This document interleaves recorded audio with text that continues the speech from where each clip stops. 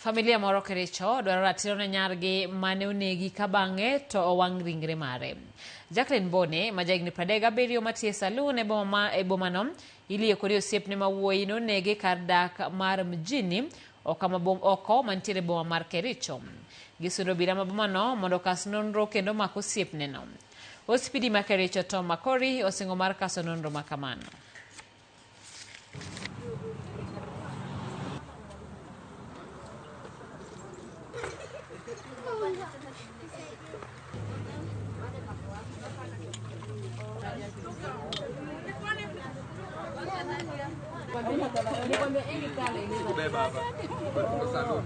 Wakati nilipigiwa simu saa 11:30 nikaenda mpaka kwa hiyo crime scene, nikaingia ndani ya hiyo nyumba. Nikapata dada yangu amewekwa kwenye kona, ni kama mwenye aliuliwa, alafu ndio akachomwa. Kwa sababu hiyo nyumba haikuwa imechomeka, lakini mwili yake ilikuwa imechomeka kabisa, hata ungeweza kumtambua. Ningependa niambie Waziri Murkomen aingilie kati asua hii kesi ya huyu msichana mwenye alichomwa ndani ya nyumba na father-in-law. Aweze kufuatilia huyo father-in-law.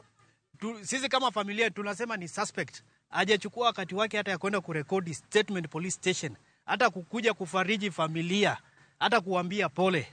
Hakuna kitu kama hiyo. Mtu akichoka na mtu anachaga mtu, si kuua mtu. Usimchome, muache.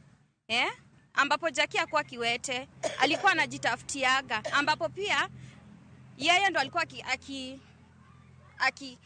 akimlea. Aende atafute akuje amlee.